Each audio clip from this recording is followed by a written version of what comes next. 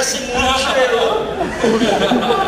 I never noticed that until he just said that, and I'm like, you go by the table tomorrow, you'll see the picture of it. Whoa! I was like, oh my gosh, I just got it.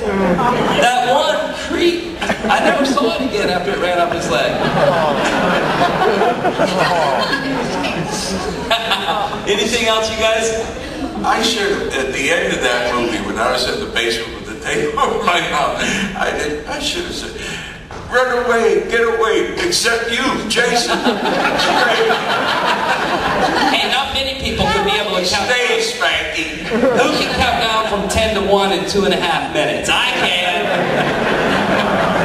I was like, wow, how are you still in sync? I ran into all this stuff, and I was like, it's 7, and all this stuff. I'm like, 5. Wow, he must be on the same program now. You have a question? What's the deal with Slither? Is that a complete ripoff or what? What do you think? You know, I heard the director says they never saw Night of the Creeps, didn't know anything about Night of the Creeps. Really? Yeah. You said that? Yeah. And Fred said that he has to believe him. Fred believes him. Fred's a sucker. He's gullible.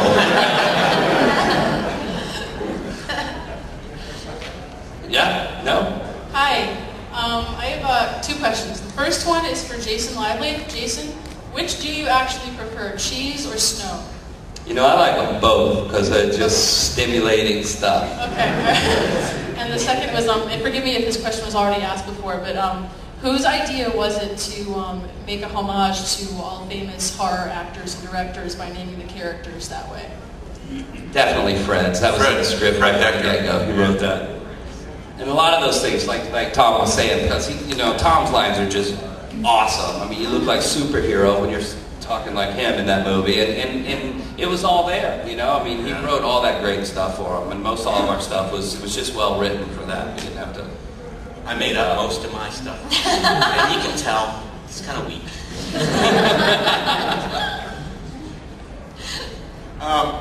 With Michael Bay producing every horror remake in the book right now, what would you guys say if there was a horror remake of? Let's get Michael Bay to produce it. Would you like to see it? Or like, what do you like? I want to know.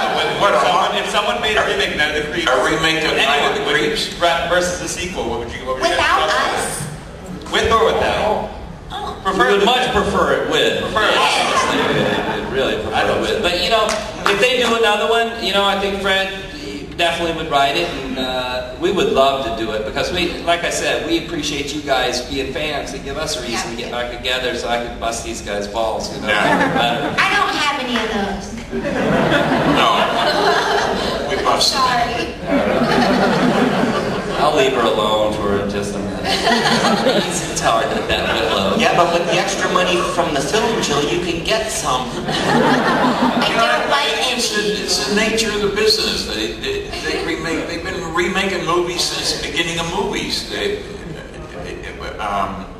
Those old black and white classics. I think Frankenstein. You were looking for Frankenstein. Films that they already made in the early 30s and that.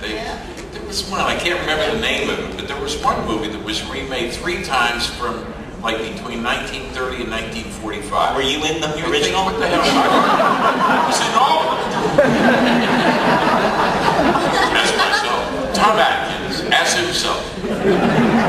Vicky! Hey! This question's coming for Tom in the cast.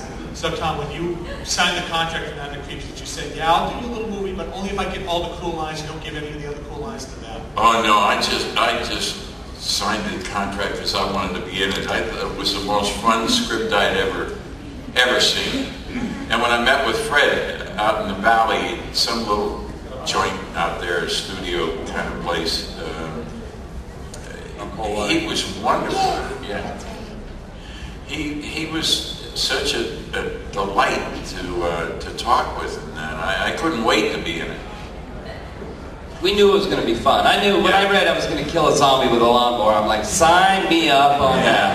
Yeah. Because that's right there with my favorite before. I'm a horror fan film also, like you guys, since I was a kid, and I thought the coolest scene to to me getting to kill a zombie with a lawnmower was Dawn of the Dead when he got the top of his head cut off. Oh yeah, with the That was awesome. helicopter. You know, not the whole head, just the top of the head. Like, that's genius. Any other questions?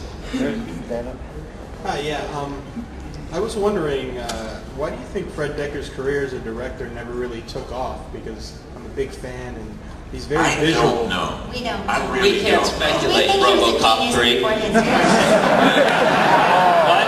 Did you guys hear that? I was just... He is a funny son of a bitch, ain't he?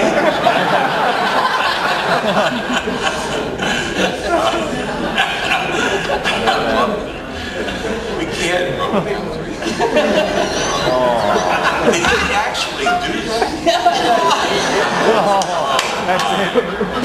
Fred. That wasn't his fault. By the time they got to RoboCop 3, it doesn't matter who directed it. That thing was just I don't know, honest to God, though, I have no idea. He did, Night of the Creeps and then Monster Squad first. Monster Squad. And they were both wonderful films, and I have no clue why.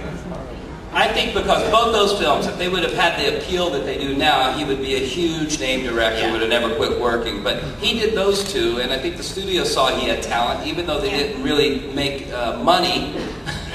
Studios like to make money, and they're like, well, this guy's got talent, let's give him RoboCop 3, big budget movie. And then that was sort of, I think, a bad deal for him. Yeah, but everything had already been done in RoboCop. There was nothing left to do. I mean, what are you going to do with it? He's going to make a comeback with Night of the Creeps too. Well, he's a very successful writer, and Yes, sometimes he writes quite a bit. He doesn't even get credits for a lot of the films that he has a major part in rewriting. He's a script doctor. He's a master at his craft. He writes under the name Stephen King. You might have heard. Some of you guys might have heard of him. A lot of people want to know what it was like on the set of Night of the Creeps. This is it. This is exactly what it was like, morning to night. Last night we went out to dinner. We're in a car. We basically are sitting on the side of the road because we're pissing our pants. We can't even drive because, We've been drinking beers, and I locked the door. That's why. Everyone's like, oh my gosh, London, this sucks! It's your pants, buddy! But this is why once in a lifetime you get to make a film. I don't know how many projects that I did that I can't even remember the names of, and I can't remember the cast that was in them and stuff like that. And this film is like yesterday, and it's like we're still shooting it. It's like it didn't stop. Yeah. We said, if you ever think back to a job you had that lasted for, you worked for 4 or 5 or 6 weeks, you probably can't remember any of those people that you worked with. But when you do a movie and you're together and you spend that much time together for 6 weeks, it was 20 years in the time that we had seen each other, and it was just like no time had passed because we bonded like that. And that's the difference of being able to do a movie and really get thrown together all the time. You really do make some good friends when you do become friends. Yeah. Sometimes you get to hook